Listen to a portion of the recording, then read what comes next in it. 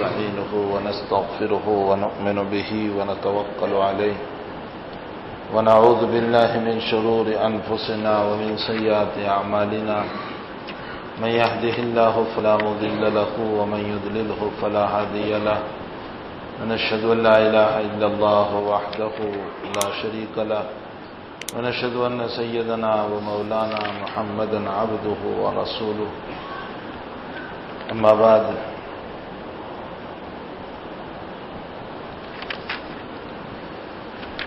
عن أنس رضي الله تعالى عنه قال قال رسول الله صلى الله عليه وسلم يؤتى بعنهم أهل الدنيا من أهل النار يوم القيامة ويصبح في النار صبغة ثم يقال يا ابن آدم هل رأيت خيرا قط هل مر بك نعيم قط فيقول لا والله يا ربي ويؤتى بأشد الناس بؤوسا في الدنيا من أهل الجنة فيصبح صبغة في الجنة فيقال له يا ابن آدم هل رأيت بؤوسا قط هل مر بك شدة قط فيقول لا والله ما مر بي بؤوس قط ولا رأيت شدة قط. 2 ہفتے سے جو باتیں چل رہی ہے وہ یہ ہے کہ انسان کو دنیا میں رہ کر اپنی آخرت بنانا ہے. دنیا میں اتنا مشغول نہ ہو جائیں کہ جس کی بنیاد پر وہ اللہ کو اور نبی اکرم صلی اللہ علیہ وسلم کی شریعت کو بھول جائے، ورنہ وہ دنیا اس کے لیے باعث ہلاکت ہو جائے گی اور ہر جگہ اس کے لیے نقصانی کا ذریعہ بنے گی.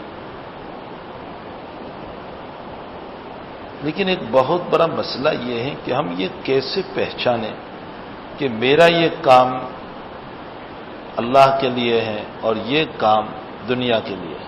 یہ ایک مسئلہ ہی بڑا مشکل. اور کوئی آدمی خود یہ فیصلہ نہیں کر سکتا، چونکہ ہمارا نفس جو ہے نا وہ خنزیر ہے. بہت گندے وساوس لے کر وہ جب چاہتا ہے کہ اس کو نماز سے میں دور کروں تو طرح طرح کے ہیلے لے آئے گا. تو انسان کے لیے یہ فیصلہ کرنا مشکل ہو جاتا ہے کہ میرا یہ عمل اللہ کے لیے ہے یا غیر اللہ کے لیے. بہت بڑا مسئلہ ہے یہ. انسان کیسے فیصلہ کرے؟ دنیا کا دستور یہ ہے کہ کوئی بھی طبیب اور کوئی بھی حکیم بیمار ہوتا ہے تو اپنا علاج و معالجہ خود ہی نہیں کرتا، حالانکہ وہ بڑا ڈاکٹر ہے، لیکن اس کا علاج و معالجہ کسی دوسرے ہی ڈاکٹر سے وہ کراتا ہے. یہ ایک مسلمہ اصول ہے. آپ دیکھ لیجئے بڑے بڑے ڈاکٹر کو، وہ MD فزیشین ہے، سب کچھ ہے، لیکن اس کے ہارٹ اٹیک کا مسئلہ ہوتا ہے تو وہ دوسرے کو بتاتا ہے. کیوں؟ اس لیے کہ وہ سب کچھ ہے لیکن اس کو اپنی ذات پر اعتماد نہیں کہ میں کیسے اس کو کروں.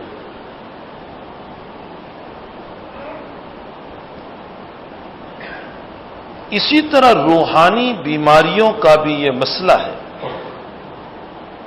کہ انسان کو یہ پتہ لگانا مشکل ہے کہ میں اس وقت جو کر رہا ہوں وہ لوجہ اللہ ہے یا لغیر اللہ ہے، اللہ کے لیے یا غیر اللہ کے لیے. بہت مرتبہ میرا نفس مجھ کو یہ سمجھاتا ہے کہ تھوڑا سا عذر ہے نا، اس عذر کی بنیاد پر جماعت ترک کر دے، گھر میں نماز پڑھ لے. اچھا، اس کے لیے ایسی تقریریں سنی ہوئی کوئی نہ کوئی بات بھی تائید میں لے آتا ہے کہ فلاں مولوی صاحب نے کہا تھا نا. تو بہت مشکل مسئلہ ہے. میں اپنا ایک واقعہ سناؤں، آپ کی توجہات سے مجھے یاد آیا. میں برودا گیا تھا، بیان تھا،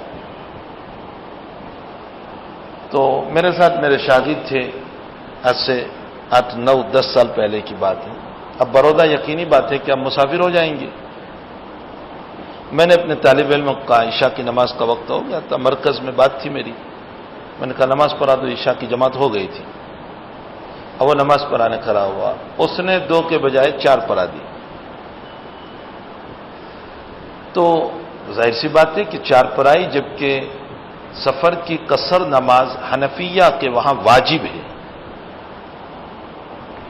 تو میرا نفس جب 4 پڑھ لی تو اندر سے یوں کہنے لگا، میں نے داتا تو صحیح اس طالب علم کو، لیکن اب دوبارہ پڑھنا نہیں تھا، تو نفس اندر سے کہنے لگا کہ امام شافعی رحمۃ اللہ علیہ تو یوں فرماتے ہیں نا کہ پوری پڑھنا عزیمت اور اصل ہے، اور 2 رکعت قصر پڑھنا یہ رخصت ہے، تو عزیمت پر عمل ہو گیا تو اچھا ہوا۔ یہ اندر سے نفس کی شرارتیں تھی تاکہ دوسری مرتبہ نہ پڑھنی پڑے، اور اس پر میں نے عمل بھی کر لیا۔ ہم کھانے چلے گئے، مولانا اقبال صاحب جو وہاں کے نائب ناظم ہیں ان کے مکان پر دعوت تھی، لیکن کھانا کھاتے کھاتے میرے دل پر ایک قسم کا بوجھ سا لگ رہا تھا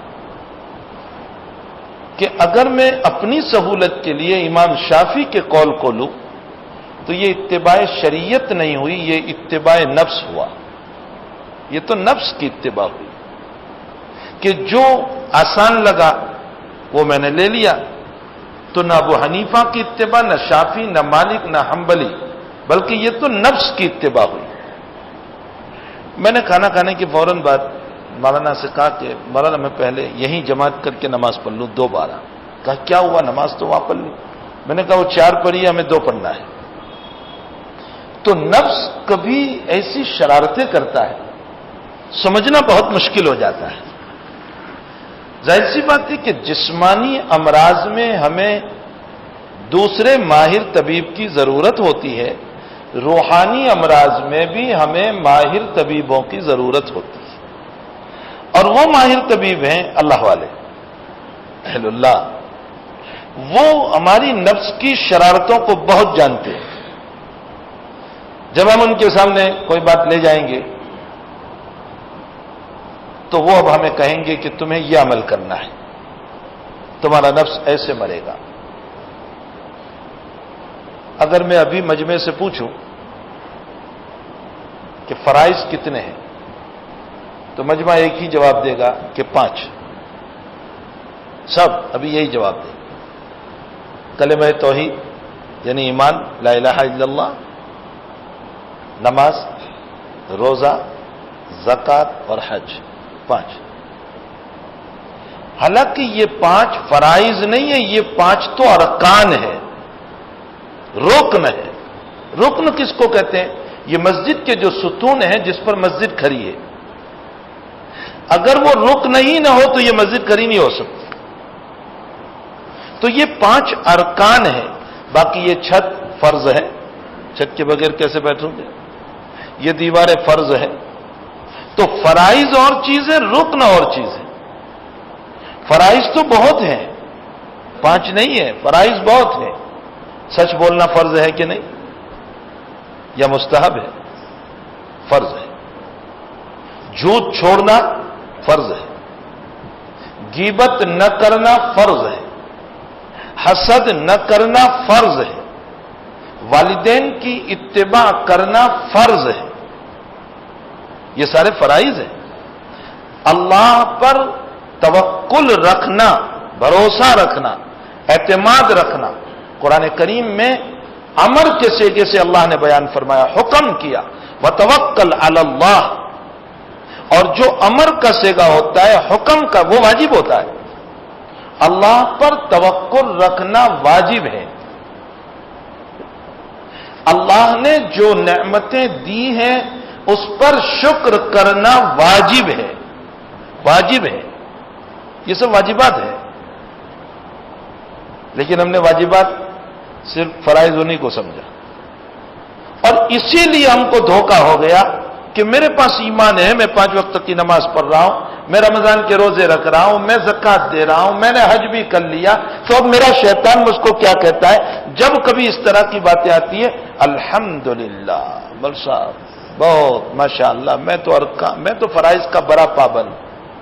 وہ فرائض نہیں ادا کر رہے ہیں، وہ ارکان ادا کر رہے ہیں۔ فرائض تو بہت سارے ہیں جو چھوٹے ہوئے ہیں.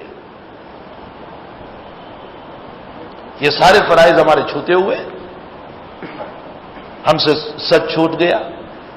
اور ہمارا حال یہ ہے کہ اللہ اکبر، شکر کرنا تو درکنار، جو نعمتیں اللہ نے دی ہے اس کو ہم بھول گئے کہ اتنی ساری نعمتیں ہم کو ملی ہے، اور جو نعمتیں نہیں ملی اور دوسروں کو دیکھ رہے ہیں تو اس پر آس اور امید میں اللہ کی ناشکری میں لگے ہوئے ہے کہ نہیں ہمارا حال؟ جو اتنی ساری مکان میں اس نے نعمتیں دے رکھی ہے اس کو ہم بھول جاتے ہیں، اس کی طرف کوئی توجہ نہیں. کیا ہمیں یہ بھی ملا، یہ بھی ملا، یہ بھی ملا.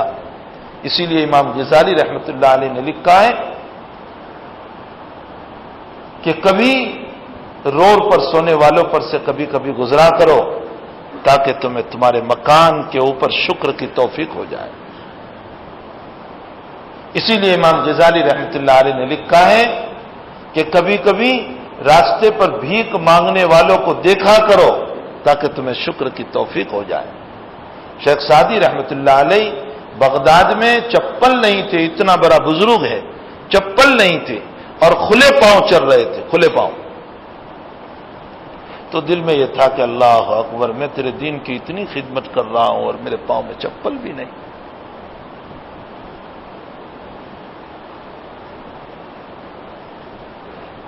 اتنے میں اللہ کو سبق پڑھانا تھا.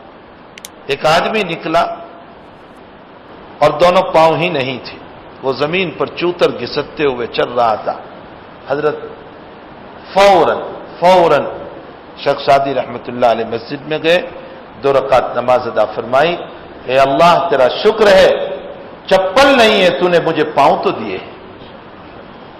اسی لیے یہ کہا گیا، بخاری شریف کی روایت میں ہے، دنیا کی نعمتوں کے باب میں تم اپنے سے نیچے والوں کو دیکھو، اللہ تمہیں شکر کی توفیق دے گا. اگر تمہارا 2 بیڈ روم کا مکان ہے، تم 1 کمرے والے کو دیکھو. تمہارا 1 کمرے کا مکان ہے، تم فٹ پاتھ پہ سونے والوں کو دیکھو. تمہیں 1 ٹائم کھانا مل رہا ہے، تم بھوکوں کو دیکھو. تمہارے گھر کے اندر وقت پر دال روٹی صحیح لیکن مل رہی ہے، تم بھیک مانگنے والوں کو دیکھو. دنیا کے باب میں تم اپنے سے نیچے والوں کو دیکھو، اللہ تمہیں شکر کی توفیق دے گا. اور دین کے باب میں تم اپنے سے اوپر والے کو دیکھو کہ یہ نماز پڑھتا ہے میں نہیں پڑھتا، یہ تہجد پڑھتا ہے میں نہیں پڑھتا، یہ اشراق پڑھ رہا ہے میں نہیں پڑھتا، یہ اپنی حلال کمائی کے پیچھے لگا ہوا ہے اور میں حلال نہیں کما رہا ہوں، میں حلال و حرام کی تمیز چھوڑے ہوئے ہوں. دین کے باب میں اپنے سے اوپر والوں کو دیکھو. اللہ تعالی ہمیں نیک اعمال کی توفیق دے گا. تو یہ چیزیں اصلاح. اب یہ دیکھیے، ہمارا شیطان، ہمارا نفس ہم کو، ارے شیطان کو چھوڑو،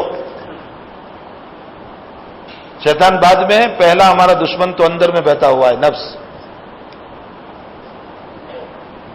وہ ہم کو یہ سمجھا رہا ہے کہ تو بڑا نیک آدمی ہے، نماز پڑھ رہا ہے 5 وقت کی، لا الہ الا اللہ، ایمان ہے تیرا. ارے تو رمضان میں زکات بھی بہت دے رہا ہے، حج بھی بہت کر رہا ہے، تو ماشاءاللہ بہت اصلاح ہماری ہے. جبکہ جھوٹ بھی بول رہے ہیں، جبکہ سچ بھی چھوڑ رہے ہیں، اللہ پر توکل بھی نہیں ہے. ذرا سا مسئلہ ہو جاتا ہے تو غیروں کے پاس جاتے ہیں ہم، اور غیر منتر جنتر کر کے جو بلواتے ہیں ہم بولنے کے لیے تیار ہیں. خطرہ ہے اس بات کا کہ ایمان نہ چلا گیا ہو. اور قرآن کریم میں اللہ تعالیٰ فرماتے ہیں، وَمَن يَرْتَدِدْ مِنكُمْ عَن دِينِهِ فَيَمُتْ وَهُوَ كَافِرٌ فَأُولَٰئِكَ حَبِطَتْ أَعْمَالُهُمْ فِي الدُّنْيَا وَالْآخِرَةِ. اگر کلمہ کفر بول دیا، وہ ایمان سے نکل گیا، اور مرنے سے پہلے اگر توبہ نہیں کی تو کفر پر مرا، ہمیشہ جہنم ہوگی. اور جتنی عبادتیں ہیں ساری عبادتیں بیکار. حبطت اعمالهم، توکل اللہ سے ختم، جبکہ توکل فرض ہے. تو یہ ساری چیزیں ہم چھوڑے ہوئے ہیں. اور ہم نے یہ سمجھا ہی نہیں کہ ان چیزوں میں اصلاح کی ضرورت ہے، یہ سمجھا ہی نہیں۔ اس چیز کو سمجھنے کے لیے کسی مصلح کے ہاتھ پر، کسی صالح کے ہاتھ پر، کسی اللہ والے کے ہاتھ پر، کسی ہمارے روحانی طبیب کے ہاتھ پر اپنا ہاتھ دے کر اپنی اصلاح کرانا ضروری ہے۔ اور یہ مسئلہ یاد رکھو، دنیا میں کوئی بھی آدمی اصلاح کے بغیر بن نہیں پاتا، اصلاح ضروری ہے۔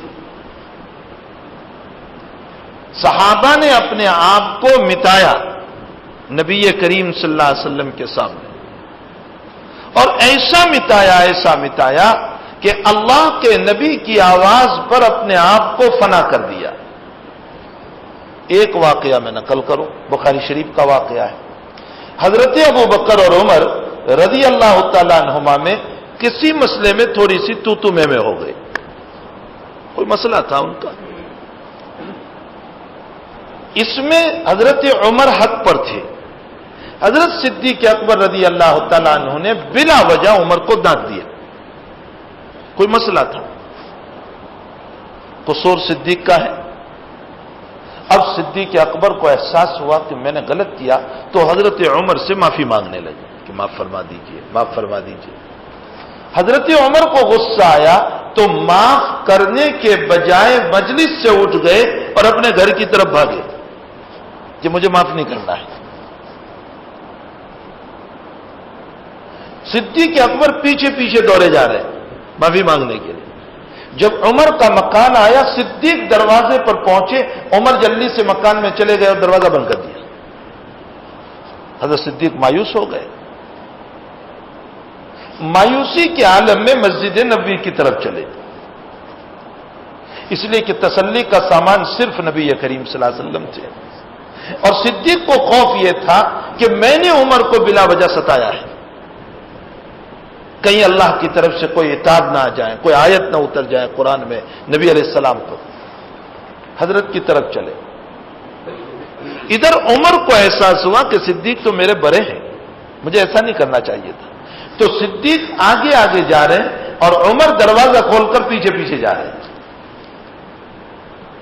ادھر نبی علیہ السلام نے جب صدیق اکبر کے چہرے کو دیکھا تو جو صحابہ بیٹھے ہوئے تھے ان سے فرمایا، ان صاحبکم قد غامر، تمہارے ساتھی ابو بکر کو کسی نے ستایا ہے۔ حضرت چہرے سے بھاپ گئے، صدیق اکبر آ کر بیٹھ گئے، اتنے میں عمر بھی تشریف لے آئے۔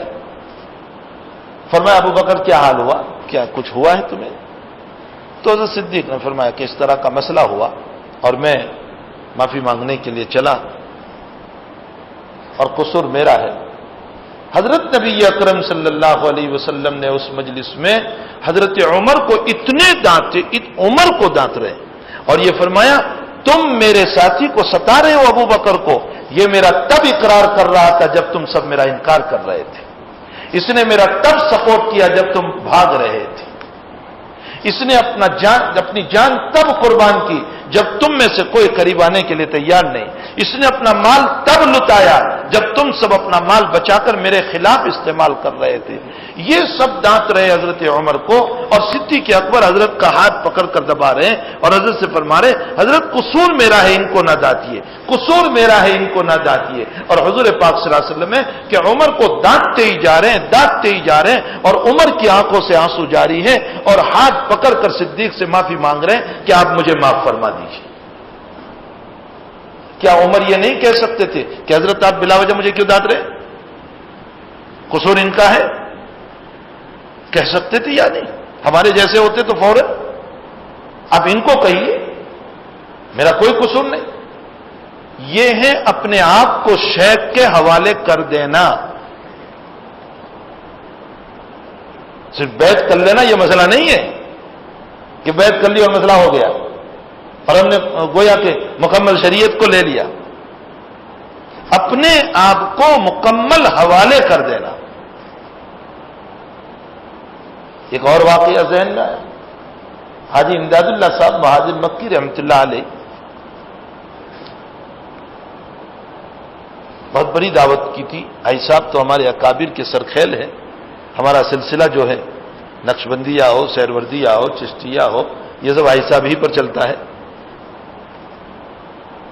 کثیر علماء کی دعوت کی تھی اور اس میں حضرت مولانا حضرت شیخ نور محمد جنجانوی رحمۃ اللہ علیہ اور بڑے بڑے بزرگ اور بڑے بڑے اہل اللہ، بڑے بڑے ایری چوتھی کے علماء تھے. دعوت تھی. حضرت گنگوئی نور اللہ مرکزہ حاجی صاحب. کون حضرت گنگوئی؟ جن کو امام المحدثین کہا گیا، امیر المؤمنین فی الحدیث ہندوستان میں کہا گیا، جن کے متعلق عرب علماء کا یہ خیال ہے کہ اگر رشید احمد گنگوئی پہلے زمانے میں پیدا ہوتے تو حافظ ابن حجر سے کم نہیں تھی. اتنا اونچا مقام ایسا سب سے بیٹھ ہے. اور یہ سارے اکابر دسترخوان پر بیٹھے ہوئے اور حضرت گنگوئی سب کو کھانا رکھ کر اخیر میں ایک پلیٹ میں کھانا لے کر اخیر میں بیٹھ گئے. حاجی صاحب نے دور سے دیکھا اور فرمایا رشید احمد بڑوں کے ساتھ بیٹھ کر شان بتا رہا ہے. کس کو کہہ رہے ہیں؟ وہ امام الحدیث اس کا بڑوں کے ساتھ بیٹھ کر شان بتا رہا ہے. اٹھ پلیٹ میں ترکاری لے اور اس کونے میں جا کر بیٹھ. فرمایا جی حضرت میں جا رہا ہوں. ترکاری لی، روٹی لی اور کونے میں جا کر بیٹھ گئے. ابھی کھانا جاری ہے اور حاجی صاحب نے پھر سب کے بیچ میں کہا یہ تو میرا احسان ہے کہ مسجد کے کونے میں بٹھایا، ورنہ چپل نکالتے وہاں تجھے بٹھانا چاہیے. کوئی قصور نہیں ہے. اتنا بڑا محدث. میں یہ بتانا چاہتا ہوں کہ آج کل پیری مریدی صرف بیت پر رہ گئے.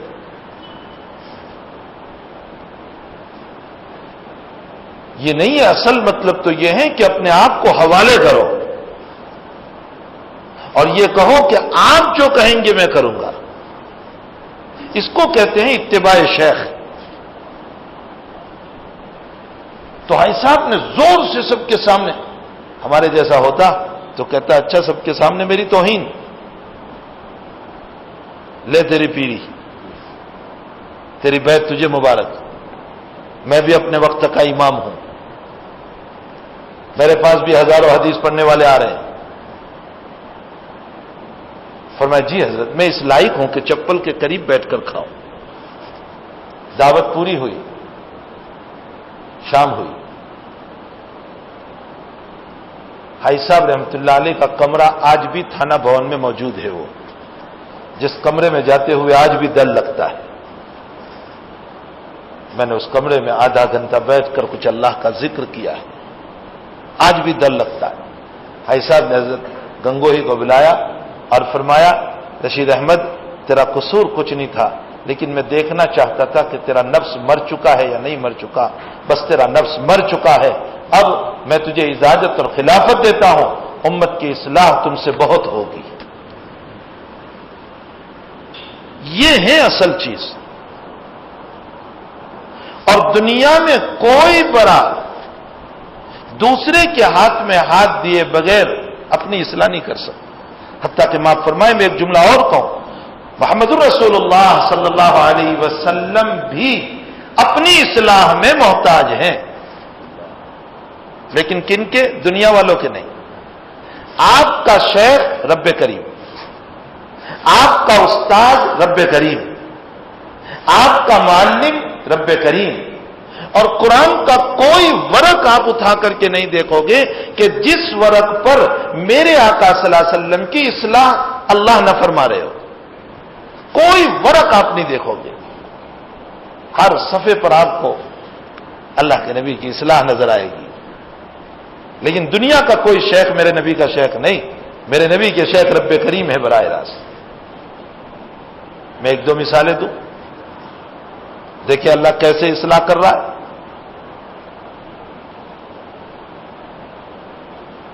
حضرت نبی اکرم صلی اللہ علیہ وسلم جب مکی زندگی گزار رہے تھے تو اس مکی زندگی میں مکہ والے بہت کم ہوتے تھے. قریب میں جو مالدار تھے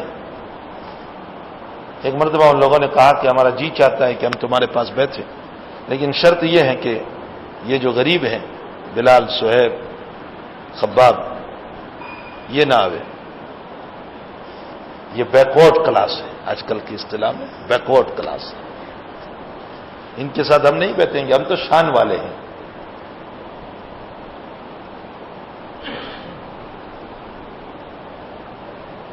حضرت نبی اکرم صلی اللہ علیہ وسلم نے عمل نہیں کیا، عمل نہیں فرمایا، دل میں ذرا سی بات آئی ہوگی ابھی تو کہ اچھا چلو یہ تو میرے صحابہ ہے ہی ایمان والے، کچھ دیر کے لیے میں ان کو ذرا ہٹا دوں، اگر یہ مکہ والے جو بڑے لوگ ہیں وہ ایمان لے آئیں گے، صرف ایمان کی لالچ، دنیا کی لالچ نہیں، ایمان کی لالچ، یہ ایمان لے آئیں گے تو پورا مکہ ایمان لے آئے گا۔ ایک بات ابھی تو حضرت نے عمل بھی نہیں کیا، ایک دل پر ایک خیال گزرا،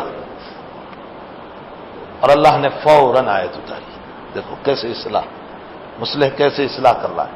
وَاصْبِرْ نَفْسَكَ مَعَ الَّذِينَ يَدْعُونَ رَبَّهُمْ بِالْغَدَاةِ وَالْعَشِيِّ يُرِيدُونَ وَجْهَهُ، پیغمبر اپنے آپ کو ان لوگوں کے ساتھ بٹھائیے جو لوگ یدعون ربہم، جو اپنے رب کو بلاتے ہیں، بالغداۃ صبح میں، والعشی شام میں، یریدون وجہ اخلاص کے ساتھ، صحابہ کے ساتھ۔ اب ان کے ساتھ اپنے آپ کو رکھیے۔ ولا تعد عیناک عنہم، ارے ان سے ہٹنا تو درکنار، تمہاری نگاہیں بھی ان سے ہٹنے نہ پائیں، ان کے ساتھ رہو۔ اگلا جملہ اللہ اکبر، ترجمہ کرتے ہوئے کانپ جاتے آپ۔ ترید زینت الحیات الدنیا، پیغمبر اگر بالفرض والتقدیر تم نے کیا نہیں ہے، لیکن اگر آپ کرو گے ایسا کہ ان غریبوں کو ہٹا کر مالداروں کو لائے، تو ہم یہ سمجھیں گے کہ آپ دنیا چاہتے ہو۔ ترید زینت الحیات الدنیا، کیسے اصلاح فرما رہے ہیں۔ ایک اسی طرح کا واقعہ قرآن اور نقل کر رہا ہے۔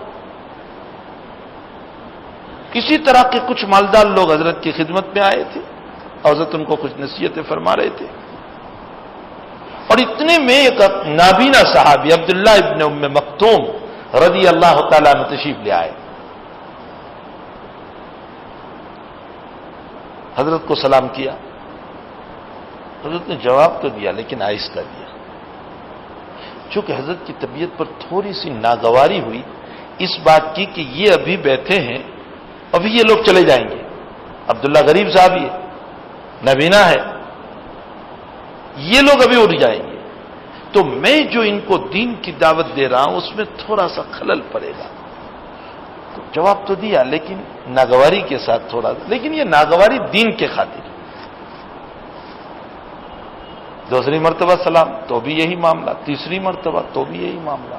عبداللہ ابن مکتوم واپس ہو گئے اور روتے ہوئے واپس ہوئے، اور رونا اس پر آیا چونکہ وہ دیکھتے تو نہیں تھے نا، نابینا تھے، ان کو کیا پتا تھا کہ وہاں کون بیٹھے ہوئے لوگ ہیں، اس لیے رو رہے تھے۔ اس لیے نہیں کہ حضرت نے مجھ کو آہستہ جواب دیا اور کوئی خاص اکرام آج نہیں کیا اور بلایا، اس پر نہیں، اس پر رونے لگے کہ میرا قصور یقیناً کوئی ہوا ہے کہ حضرت ناراض ہو گئے اپنے اوپر،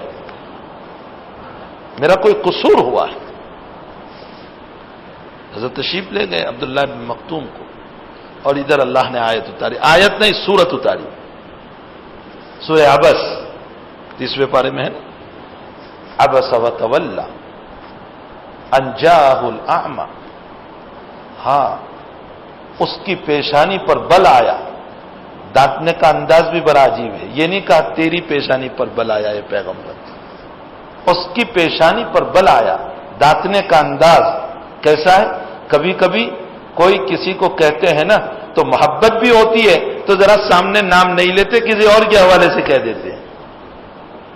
اس کی پیشانی پر بل آیا، انجاہ الاعمی، اس بات سے کہ اس کے پاس نابینا آیا، وما يدريك لعله يزكى. اب اللہ کے نبی کو خطاب ہو رہا ہے آگے. دیکھا کہ اتنی بات جو میں نے کہی ہے نبی پر شاید ناگوار گزری ہے بہت زیادہ، اس لیے دائرے اب کہہ رہے ہیں وما يدريك لعله يزكى. پیغمبر تجھے کیا معلوم کہ تیری اس نگاہ اصلاح سے اپنی مکمل اصلاح کون کرنے والا ہے، یہ یا وہ عبداللہ ابن مکتوم؟ وہ دل کا صاف ہے.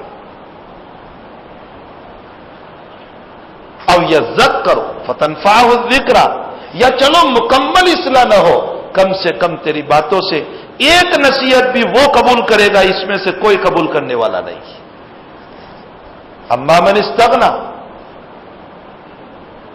فانت له تصدى. جو الفاظ قرآن استعمال کر رہا ہے معلوم یہ ہوتا ہے کہ بھائی اپنی تربیت کے لیے ضرورت ہے کسی شیخ کی جس کے ذریعے سے ہماری اصلاح ہو، تب ہمیں یہ پتا چلے گا کہ یہ دین ہے یا دنیا ہے. ورنہ تو ہم ساری دنیا کو دین سمجھیں یا ساری دین کو دنیا سمجھیں گے. ہاں ایک کام کی بات عرض کروں جو بہت تسلی کی بات ہے، بہت تسلی کی بات ہے، اور اپنے دلوں پر لکھ کر لے جاؤ. یہ سارے کام ہم کو کرنا ہے. مثلا توکل سیکھنا ہے، سچ بولنا سیکھنا ہے، جھوٹ کو چھوڑنا سیکھنا ہے، حسد کو چھوڑنا سیکھنا ہے، غیبت کو چھوڑنا سیکھنا ہے، کینے کو چھوڑنا سیکھنا ہے. یہ سارے فرائض ہیں، نفل نہیں ہے، فرض ہے. فرض ہے یہ ساری چیز، یہ سب سیکھنا ہے. لیکن اللہ کیا کہہ رہا ہے قرآن میں دیکھیے، ومن اراد الآخرۃ، بہت بڑی خوشخبری، بہت بڑی خوشخبری، آپ کے دلوں کو سکون ہو جائے گا. ورنہ تو ابھی تو جیسے گھبرا گئے، اس لیے کہ آپ یہ سوچنے لگے کہ اچھا یہ سب فرض ہیں تو یہ سب فرض ہم ادا ہی نہیں کر پا رہے تو اب ہوگا کیا ہمارا. ان سب کے پیچھے محنت کرنا ہے. اب دیکھو قرآن کی آیت، اللہ یہ نہیں کہہ رہا ہے کہ یہ 100% تم میں آ جائیں گے تو ہی میں جنت میں بھیجوں گا، یہ نہیں کہہ رہا ہے. نہ، ہائے قرآن اللہ کی شفقت. ومن اراد الآخرۃ، جو آخرت کا ارادہ رکھتا ہے یعنی جنت کا، وسعى لها سعيها، تو اپنی طاقت کے مطابق کوشش کرتا رہے. اپنی طاقت کے مطابق سچ بولنے کی کوشش، جھوٹ چھوڑنے کی کوشش، غیبت چھوڑنے کی کوشش، توکل اختیار کرنے کی کوشش. وسعى لها سعيها، کوشش کرتا رہے. اللہ تعالیٰ فرماتے فَأُولَئِكَ كَانَ سَعْيُهُمْ مَشْكُورًا، اگر کوشش کرتے کرتے بیچ راستے ہی میں یہ ساری باتیں اس کو حاصل نہیں ہو سکی، لیکن محنت کر رہا تھا حاصل کرنے کی، منزل پر نہیں پہنچ پایا اور بیچ ہی میں اس کی موت ہو گئی، اللہ کہتا ہے فَأُولَئِكَ كَانَ سَعْيُهُمْ مَشْكُورًا، ہم اس کی کوشش کے شکر گزار بنیں گے اور اس کی کمیوں کو ہم ساری کی ساری معاف کر کے جنت میں بھیج دیں گے.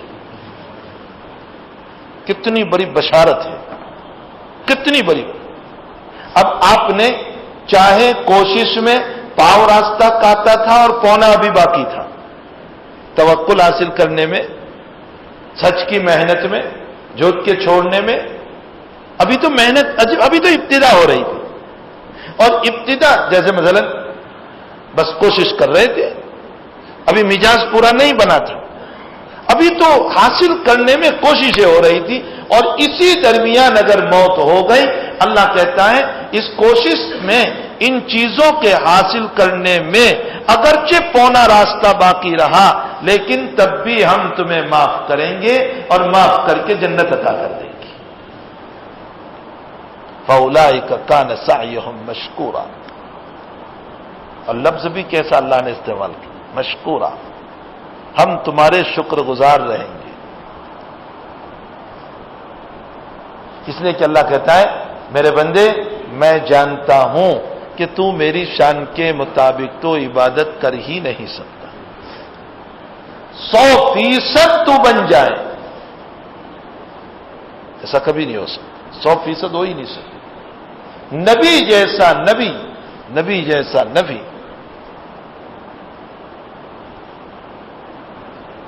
کیا کہہ رہا ہے؟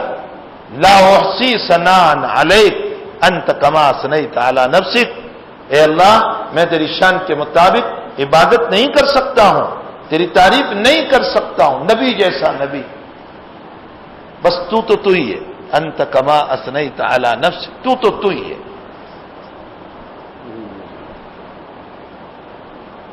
اور ایک دعا میرے نبی کی یاد رکھو، اے اللہ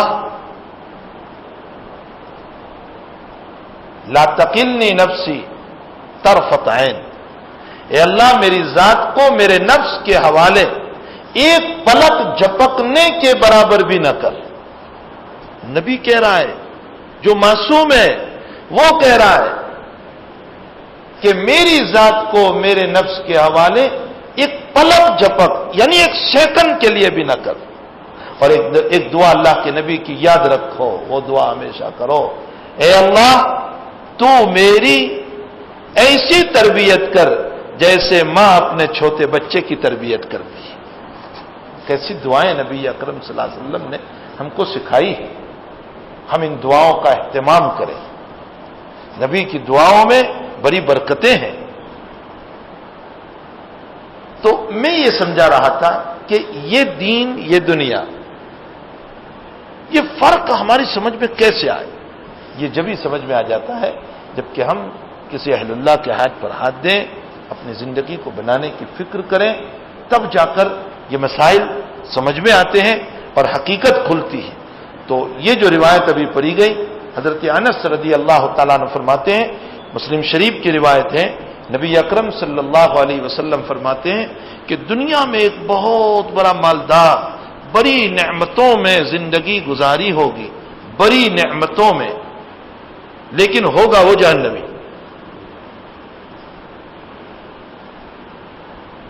اور دنیا میں اس پر حالات، پریشانیاں، غموم بہت کم۔ دنیا میں شور ہے نا کہ دنیا کے مالداروں میں اتنوں کا نام ہے نا، آئے دن اخبار میں فلاں صاحب فلاں صاحب، جن کے حشم و خدم، جن کے مکانات، جن کی گاڑیاں، جن کی فلاں، بڑی نعمتوں میں زندگی گزاری ہوگی۔ فرماتے ہیں اللہ کے پاس لائیں گے اور اللہ تعالیٰ فرمائیں گے اچھا اپنی دنیا کی نعمتوں پر تمہیں بڑا ناز تھا، جیسے قارون، ان قارون کان من قوم موسیٰ فبغى علیہم وآتیناہ من الکنوز۔ خزانے کا عالم یہ تھا کہ اس کی خزانے کی چابیوں کے لیے ایک آدمی نہیں، ایک جماعت مل کر چابی اٹھاتی تھی۔ ابن کثیر نے لکھا ہے کہ ایک ایک آدمی کے کندھے پر اس کی چابیوں کا 2 من کا وزن ہوتا تھا۔ تو ایک بہت بڑی جماعت اتنی چابیوں کو لے کر چلتی تھی۔ آپ اندازہ لگائیں کہ خزانہ کتنا ہوگا اس کا۔ لیکن جب موسیٰ علیہ السلام نے اسے کہا کہ اللہ کا فریضہ ادا کر، زکات، اس نے منع کیا اور موسیٰ کے خلاف سازش کی۔ ہاں، دولت جو ہے نا سب کچھ کراتی ہے، دولت سب کچھ کراتی ہے۔ دولت مرواتی بھی ہے، دولت قتل کا کام بھی کرواتی ہے، دولت شراب پر بھی لے جاتی ہے، دولت زنا پر بھی لے جاتی ہے۔ اسی لیے حضرت عمر کہا کرتے تھے کہ اللہ تو نے دنیا دی ہے تو دنیا کو صحیح استعمال کرنے کی توفیق بھی تو ہی دے۔ حضرت عمر کی دعا ہے بخاری شریف میں، تو نے دنیا دی تو دنیا استعمال کرنے کی توفیق بھی تو ہی دے، ورنہ کہیں گندی نالی میں نہ بہنے لگے۔ تو حضرت موسیٰ علیہ السلام نے جب اس کو دعوت دی اور زکات کا فریضہ رکھا تو اس نے ایک عورت کو کھڑا کیا۔ قرآن میں ایک واقعہ اور ہے بنی اسرائیل، وَاتْلُ عَلَيْهِمْ نَبَأَ الَّذِي آتَيْنَاهُ آيَاتِنَا فَانْسَلَخَ مِنْهَا فَأَتْبَعَهُ الشَّيْطَانُ فَكَانَ مِنَ الْغَاوِينَ وَلَوْ شِئْنَا لَرَفَعْنَاهُ بِهَا وَلَكِنَّهُ أَخْلَدَ إِلَى الْأَرْضِ وَاتَّبَعَ هَوَاهُ فَمَثَلُهُ كَمَثَلِ الْكَلْبِ إِنْ تَحْمِلْ عَلَيْهِ يَلْهَثْ أَوْ تَتْرُكْهُ يَلْهَثْ ذلك مثل القوم الذين كذبوا بآياتنا فاقصص القصص لعلهم يتفکرون. قرآن جو بولتا ہے نا، بلعام باورا یہ بنی اسرائیل میں مستجاب الدعوات آدمی تھا، مستجاب الدعوات. آپ اندازہ لگائیں کیسا مومن ہوگا کہ جس کی ہر دعائیں قبول ہوتی تھی. اور اللہ تعالیٰ نے اس کو اسم اعظم دیا تھا، وہ اسم اعظم پڑھتا تھا اور دعا کرتا تھا، اس کی دعائیں قبول ہوتی تھی. اس زمانے کے مالداروں نے اس کو دولت دی اور بڑے پیمانے پر دولت دی، اور یہ کہا کہ موسیٰ کے خلاف بد دعا کرے.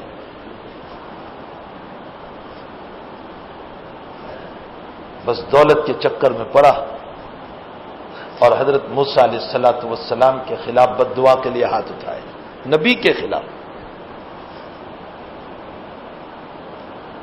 نتیجہ کیا ہوا؟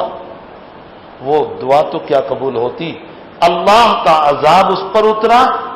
اللہ تعالیٰ نے اس کی زبان کو باہر لٹکا دیا کتے کی طرح. اور کتے کو دیکھو وزن ڈالو تو بھی ہانپتا ہے اور وزن نہ ہو تو بھی ہانپتا ہی رہتا ہے. مطلب یہ ہے کہ وہ 24 گھنٹے زبان نکال کر ہانپتا رہتا تھا. اس پر اللہ نے فرمایا پیغمبر اس واقعے کو تیری امت کے سامنے پڑھ، قرآن کریم کا یہ واقعہ کہ دیکھو یہ ایک اسم اعظم جیسے عظیم دولت اور مستجاب الدعوات بنانا، لیکن ایسا ولی کامل بھی جب میرے دین میں میرے دوسرے اولیاء کے خلاف کرتا ہے تو ہم اس کے پاس سے دین کی دولت کو چھین لیتے ہیں. کئی واقعات قرآن کریم نقل کر رہا ہے. تو وہ قارون نے ایک عورت کو کھڑا کیا اور اس نے کہا کہ جب مجلس لگے اور موسیٰ بیان دے تو تو کھڑی ہو کر کہہ دینا کہ یہ کیا بیان دے رہا ہے، اس نے تو میرے ساتھ زنا کیا ہے. آئے دن یہ پروپیگنڈے آج بھی چل رہے ہیں، آئے دن یہ ہو رہا ہے. اور یہ کب ہوتا ہے؟ دولت کی بنیاد پر. ایک آدمی کو بلا وجہ میری ذرا سی اس سے دشمنی، ہم نے پولیس کے حوالے کر کے چپکے سے پیسے دیے کہ اس کو خوب پٹائی کرو. سب کو ظلم بھی دولت ہی کراتی ہے. وہ عورت کھڑی ہوئی مجمع میں، لیکن بجائے بولنا کیا تھا اور بولی کیا؟ اس نے کہا کہ مجھے پیسے دے کر بلوایا جا رہا ہے کہ موسیٰ نے میرے ساتھ زنا کیا. وہ یہ بول ہی نہیں پائی کہ زنا ہوا ہے، کہا مجھے بلوایا جا رہا ہے، ورنہ حقیقت نہیں. حضرت موسیٰ علیہ السلام کا غصہ، اتنا بڑا الزام. حضرت نے فرمایا کہ اچھا تیری دولت ہی کے بلبوتے پر تو یہ کر رہا ہے، اے اللہ اس کو اس کی دولت کے ساتھ زمین میں دھسا دے. روایتوں میں لکھا ہے اللہ کے نبی فرماتے ہیں کہ اس کا مکان یوں چلنے لگا، زمین فتح، اس کا شاہی بنگلہ اور اس کے حشم و خدم چلنے لگے زمین میں. اور جہاں وہ کھڑا تھا وہاں کی زمین پھٹ کر اس کے مکان ہی میں اس کے پاؤں کو پکڑنے لگی. مکان بھی جا رہا ہے اور بیچ میں وہ بھی جا رہا ہے، اس لیے کہ مکان جا رہا ہے لیکن یہ بھاگ نہ نکلے. اور جب اچھا خاصا چلا گیا تو بعض ضعیف روایتوں میں ہے کہ اس نے موسیٰ سے معافی مانگی کہ موسیٰ معاف کر، کہہ دے تیرے رب سے مجھ. لیکن حضرت موسیٰ نے یہ کہا کہ اللہ اور لے لے اس کو.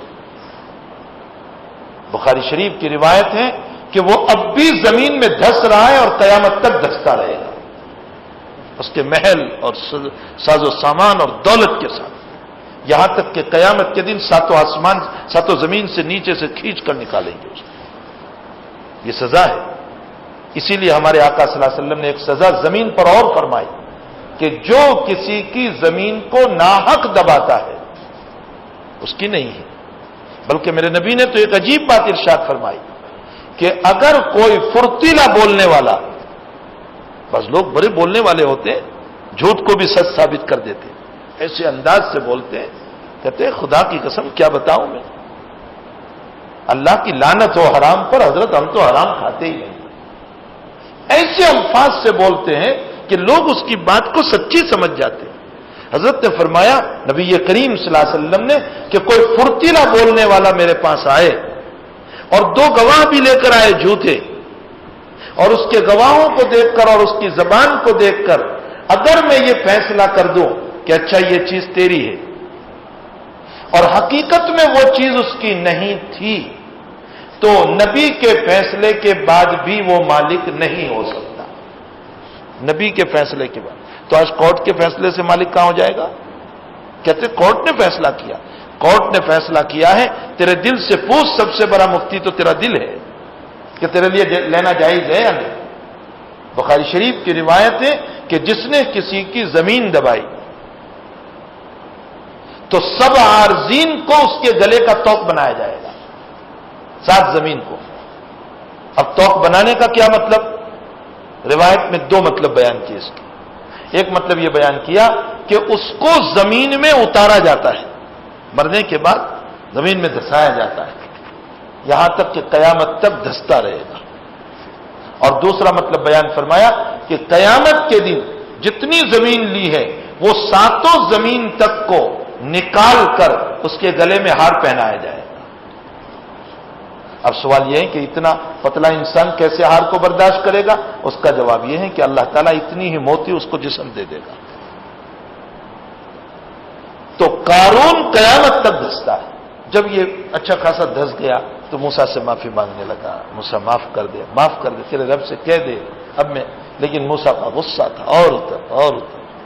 خیر وہ تو ختم ہو گیا، لیکن جبریل امین تشریف لائے اور موسیٰ علیہ السلام سے فرمایا کہ موسیٰ اس تیرے دشمن نے تجھ سے معافی مانگی، تو نے اس کو معاف نہیں کیا، یہ تجھ سے معافی مانگتا رہا، ایک مرتبہ یہ نگاہ اٹھا کر مجھ سے اگر معاف مانگتا میں اسی وقت اس کو معاف کر دیتا۔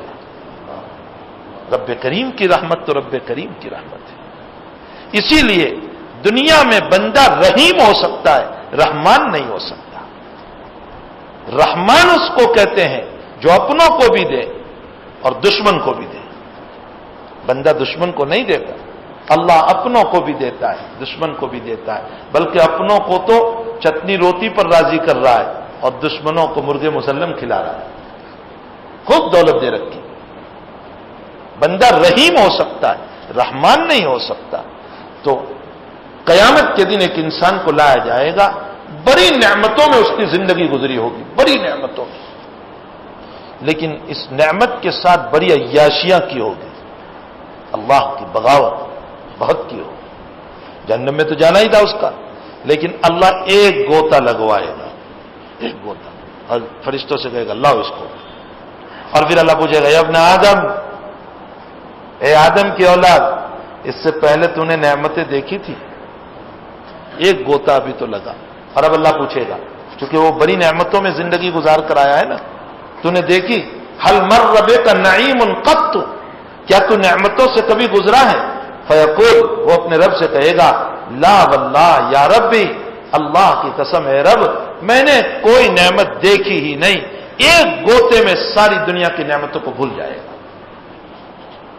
نبی علیہ السلام یہ بتانا چاہ رہے ہیں کہ دنیا کی نعمتوں میں پڑھ کر اپنے رب کو بھول نہ جانا، بس یہ بتانا ہے۔ دیا ہے اچھا کھاؤ پہنو، انکار کوئی نہیں کرتا، لیکن حلال کماؤ، حلال سے کھاؤ اور اپنے رب کے فرائض کو ادا کرو، باقی کمانے سے کوئی منع نہیں کرتا۔ آگے فرمایا کہ قیامت کے دن اور ایک آدمی کو لایا جائے گا جو مسلمان ہوگا، اور دنیا میں بڑے حالات میں زندگی گزری ہوگی، بڑے حالات، بڑی پریشانیاں، سکون کا ایک دن اس کو نصیب نہیں ہوا ہوگا۔ اللہ تعالیٰ قیامت کے دن اس کو لا کر فرشتوں سے کہیں گے جاؤ اس کو تھوڑی دیر کے لیے جنت میں گھما کر لے آؤ۔ جنت میں جب اس کو لایا جائے گا، جنت میں جانے کے بعد تو اللہ تعالیٰ فرمائیں گے ابن آدم ہل رأیت باعوثا قط، ہل مر بک شدۃ قط، کیا تجھ پر کبھی مصیبتیں گزری ہیں؟ وہ کہے گا لا واللہ ما مر بی باعوثا قط ولا رأیت شدۃ قط، اللہ کی قسم تیری ذات کی قسم میں نے آج تک کوئی مصیبت دیکھی ہی نہیں۔ جنت کے ایک اندر میں گھومنے کے اوپر وہ دنیا کی ساری مصیبتوں کو بھول جائے گا۔ اس روایت سے یہ معلوم ہوتا ہے کہ دنیا کی مصیبت بھی وقتی ہے اور دنیا کی نعمت بھی وقتی ہے. ہمیں نعمتوں کی عیاشی میں مبتلا ہو کر، جیسے ہمارے جوانوں کا حال ہے کہ وہ نعمتوں کی عیاشی میں مبتلا ہو کر اپنے رب کو بھول گئے.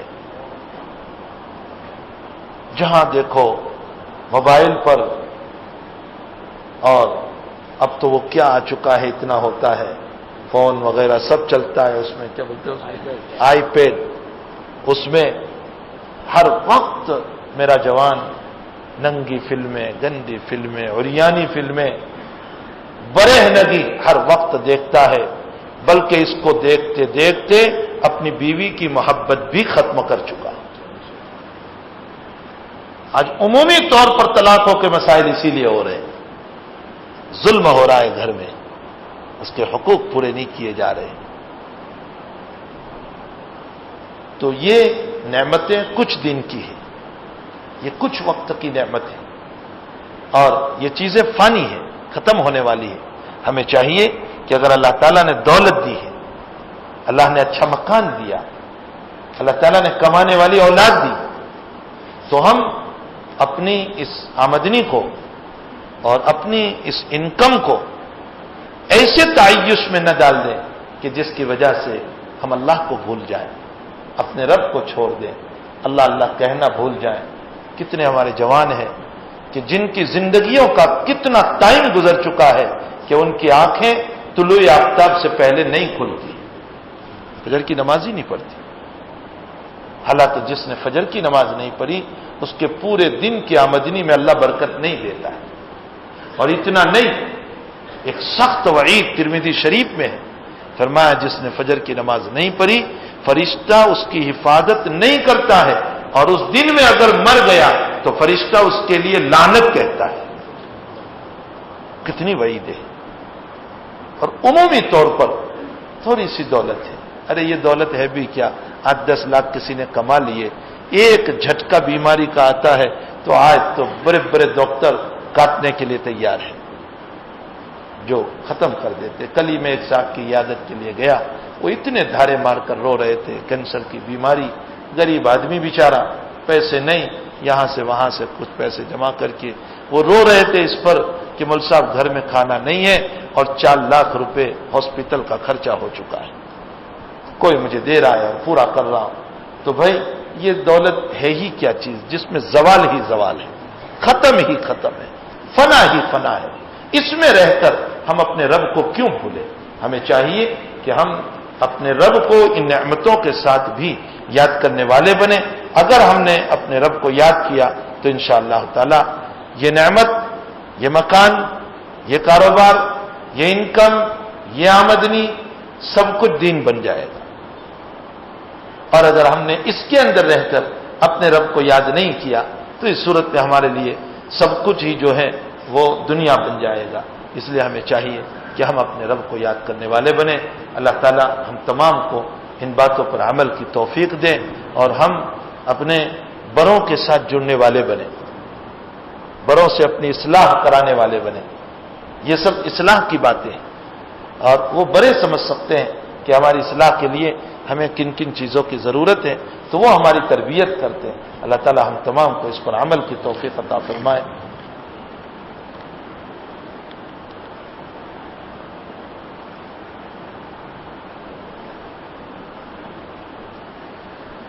یہ ایک بچی فاطمہ نام کی بہت چھوٹی بچی ہے اور وہ ہاسپٹل میں آکسیجن پر رکھی گئی ہے.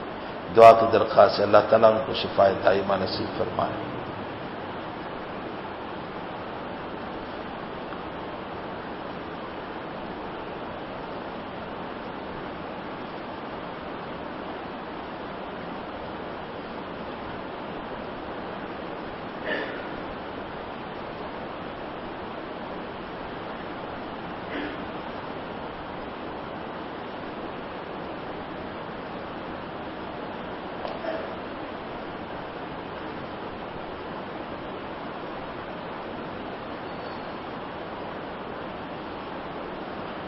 یہ حدیث سراسر غلط ہے. یہ طاہر القادری جو ہے اس کا کوئی مذہب نہیں ہے، یہ تو جدھر کی ہوا ادھر کا رخ کر کے کھڑا ہو جاتا ہے. یہ ابھی گجرات بھی آ کر گئے 1 سال پہلے، اور اسی طرح کی کچھ ملی جلی باتیں کر کے گئے ہیں. بلکہ یہ خود طاہر القادری صاحب، مجھے کسی بتانے والے نے، بلکہ ہمارے مولوی صاحب نے بھی مجھے بتایا کہ اس کی ویڈیو موجود ہے، جس ویڈیو کے اندر عیسائیوں کے ساتھ اسٹیج پر ان کو لوگوں نے ڈانس کرتے بھی دیکھا ہے، اور وہ یہ کہتے ہیں کہ یہ حضور سے ثابت ہے. اب یہ جو روایت اس نے بیان کی ہے یہ سراسر موضوع اور من گھڑت، یعنی حدیث کو اس نے اپنے الو سیدھا کرنے کے لیے پھیر دیا ہے. بخاری شریف میں روایت یہ ہے کہ عید کا دن تھا اور حبشی صحابہ، حبشی، میں اس سے پہلے کسی جگہ وہ روایت بیان کر چکا ہوں، حبشی صحابہ مسجد نبوی کے صحن میں کرتب بتا رہے تھے. چونکہ وہ زمانہ جہاد کا تھا اور آئے دن لوگ جاتے تھے، تو عید کے دن حضرات صحابہ تیر بازی، بلم بازی کس طرح چلایا جائے یہ ایک دوسرے کو سکھا رہے تھے. تو حضرت نبی اکرم صلی اللہ علیہ وسلم اپنے حجرہ شریفہ میں تھے. حضرت عائشہ سے فرمایا کہ عائشہ تم دیکھو گی؟ فرمایا ہاں. تو پیچھے پردے کے پیچھے کھڑے ہو گئے حضرت عائشہ رضی اللہ تعالیٰ عنہ، اور بہت دیر تک ان کو دیکھتے رہے. اس سے ڈانس کرنا کہاں ثابت ہو گیا؟ یہ بخاری شریف کی روایت کا اس نے غلط مطلب نکالا ہے، صرف اپنے مقصد کے لیے. نبی علیہ الصلوۃ والسلام نے تو خود بخاری شریف میں روایت ہے کہ ناچنے والوں پر لعنت فرمائی، گانے والوں پر لعنت فرمائی، اور یہ ایبرو اور بالوں کے نکالنے والی عورتوں پر لعنت فرمائی. بخاری شریف کی روایت ہے. اور جو ان دانتوں کے درمیان جو عورتیں بیچ میں جو کھلا کرواتی ہے شو کے لیے، اس پر نبی علیہ السلام نے متنمسات لعنت فرمائی ہے. اور اللہ کے حبیب نے نوحہ کرنے والے، یعنی میت پر چلا چلا کر رونے والیاں اور گریبان پھاڑنے والے، ان پر لعنت فرمائی ہے. تو جو نبی ڈانس کرنے والوں پر لعنت، بلکہ اللہ کے نبی علیہ السلام نے تو فرمایا کہ جو ڈانس کے اوزار ہیں، آلات ہیں، فرمایا اگر وہ کسی مسلمان کے پاس ہو اور دوسرے مسلمان نے اس کو توڑ دیا تو اس صورت میں اس کے بدلے میں کوئی تاوان اور جرمانہ بھی نہیں ہوگا. جو نبی اتنا سخت بیان کر رہے ہیں ان سے یہ مسئلہ نہیں ہو سکتا ہے. اس نے روایت کو خاموخواہ اپنی طرف کھینچنے کی کوشش کی ہے. یہ میں نے بتایا کہ جدھر کی ہوا ادھر کا رخ، وہ ہر جگہ اسی طرح کے بیانات دیتے رہتے ہیں. بیچ میں وہاں کی حکومت کو الٹانے کے لیے اس نے لمبی چوڑی ایک سازش شروع کر دی تھی. اور بھی طرح طرح کی ان کی سازشیں ہیں. یہ اس طرح کے سیاسی آدمی ہوتی ہے. سیاسی لوگوں کا کوئی مذہب نہیں ہوا کرتا ہے.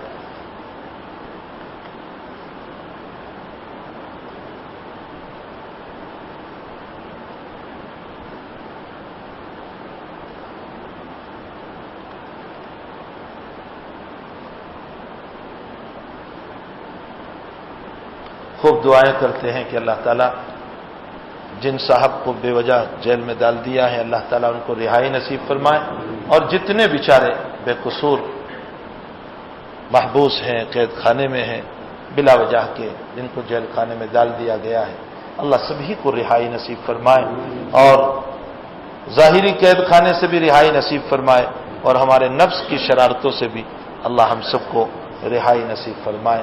جتنے بیمار ہیں اللہ تعالیٰ ان کو بھی شفا عطا فرمائے جسمانی و روحانی، اور جتنے انتقال کر چکے ہیں ان کو بھی اللہ تعالیٰ مغفرت فرمائے. ہمارے ایک پابندی سے ہمارے ایک ساتھی جھاپا بازار سے آتے ہیں، فاروق بھائی قریشی، پابندی سے یہاں مجلس میں آتے ہیں. ابھی 2 گھنٹہ پہلے ان کے اہلیہ کا انتقال ہو گیا، بالکل بھر جوانی کے اندر انتقال ہوا ہے. چھوٹے چھوٹے بچے ہیں. اللہ تعالیٰ ان کی بھی مغفرت فرمائے، اور ان کے اولادوں کو، ان کے شوہر کو، ان کے رشتہ داروں کو صبر جمیل عطا فرمائے. درود شریف پڑھ لیجیے. اللهم صل على سيدنا حبيبنا شفيعنا سيدنا مولانا محمد وبارك وسلم. الحمد لله رب العالمين والعاقبة للمتقين، والصلاة والسلام على سيد الأنبياء والمرسلين وعلى آله وصحبه أجمعين. اللهم أعنا على ذكرك وشكرك وحسن عبادتك. اللهم وفقنا لما تحب وترضى من القول والعمل، وجنبنا الفواحش والمعاصي والخطايا والزلل. اللہ ہمارے گناہوں کو معاف فرما، اللہ ہمارے قصوروں سے درگزر فرما. اللہ معاف فرما دیجیے، اللہ معاف فرما دیجیے، اللہ معاف فرما دیجیے. ہم نے رات کے اندھیروں میں بھی اللہ تیری بغاوتوں میں کوئی کمی نہیں رکھی ہے۔ اے اللہ ہمیں جہاں موقع مل جاتا ہے ہم فوراً گناہ کے لیے چلے جاتے ہیں۔ اللہ ہمارے نفس نے ہمیں ایسے قید میں کر دیا ہے کہ اللہ ہم اس کے تابع ہو چکے ہیں، اور اس کے تابع بن کر اللہ شیطانی وساوس میں ہم مبتلا ہو چکے ہیں۔ اللہ شیطان سے بھی ہماری حفاظت فرما، نفس کے مکر و فریب سے بھی اللہ ہماری حفاظت فرما۔ اے اللہ ہم روحانیت کے اعتبار سے بہت ہی سیریس بیمار ہو چکے ہیں، بہت سخت بیمار ہو چکے ہیں۔ اے اللہ ہاسپٹل میں جب کوئی سیریسلی اللہ ایمرجنسی کیس آ جاتا ہے تو اللہ ساری ہاسپٹل کا عملہ اس ایک آدمی کی طرف دوڑ پڑتا ہے، سارے ڈاکٹر بھی دوڑ پڑتے ہیں، ساری نرسیں بھی دوڑ پڑتی ہے، کوئی انجیکشن لے کر، کوئی بوتل لے کر، کوئی کیا لے کر، سارا عملہ اس کے لیے دوڑ پڑتا ہے، بلکہ دوسرے بیماروں کے رشتہ دار بھی اس کے لیے دعائیں کرنے لگ جاتے ہیں۔ اے اللہ وہاں ایک جسمانی بیمار جاتا ہے، سارا ہاسپٹل کا عملہ اس کے پیچھے دوڑ پڑتا ہے۔ اللہ ہم روحانی اعتبار سے بہت بیمار ہو چکے ہیں۔ اے اللہ سارے حسد ہمارے اندر، کینہ ہمارے اندر، بغض ہمارے اندر، جھوٹ ہمارے اندر، مکر ہمارے اندر، فریب ہمارے اندر، مولا کریم ہم بہت سخت بیمار ہو چکے ہیں۔ آپ فرشتوں کا عملہ اتار دیجئے تاکہ وہ ہماری حفاظت فرما لے۔ اللہ ہماری حفاظت فرما لے، اللہ ہماری حفاظت فرما لے۔ اے اللہ ہم ساری برائیوں سے ہماری حفاظت ہو جائیں۔ اے اللہ ہمیں آپ کا بن کر زندگی گزارنے کی توفیق عطا فرما۔ آپ کی ناراضگیوں سے، آپ کے نبی کی بغاوت والے عملوں سے اللہ ہم سب کی حفاظت فرما۔ اے اللہ دنیا کی نعمتوں میں مبتلا ہو کر کہیں ہم تجھے نہ بھول جائیں، اللہ اس طرح کے اسباب سے ہم سب کی حفاظت فرما۔ اے اللہ دنیا میں رہتے ہوئے تیری یادیں نصیب فرما، تیری فکر نصیب فرما، تیرا ذکر نصیب فرما، تیری یادوں کی حلاوت اور مستی نصیب فرما۔ اے اللہ نمازوں کی لذتیں ختم ہو گئی، نمازوں کی لذتیں ختم ہو گئی۔ اللہ اے اللہ ذرا سے بیمار ہوتے ہیں اور کھانے کی لذت نہیں آتی تو ڈاکٹروں کے پاس دوڑتے ہیں کہ کھانے میں مزہ نہیں آ رہا ہے، داڑیاں سفید ہو گئی، کمر جھک گئی، ابھی تک نماز کی لذت نہیں آئی۔ کسی تیرے نیک بندے سے ہم نے نہیں کہا کہ ہمیں نماز کی لذت نہیں آ رہی۔ اللہ ہماری زندگیوں کی اصلاح کی ہمیں توفیق عطا فرما، ہماری زندگی کی اصلاح کی ہمیں توفیق عطا فرما۔ اے اللہ حالات میں صبر کی توفیق عطا فرما، نعمتوں میں شکر کی توفیق عطا فرما۔ اے اللہ تیرے اور تیرے حبیب کی سچی اور پکی اطاعت اور محبت ہم سب کو نصیب فرما۔ اے اللہ پورے مجمع کی جائز تمنا و حاجات کو پورے فرما۔ اللہ سب کی دعاؤں کو اپنے فضل و کرم سے قبول فرما۔ وصلی اللہ علی نبینا محمد و آلہ و صحبہ اجمعین برحمتک یا ارحم الراحمین۔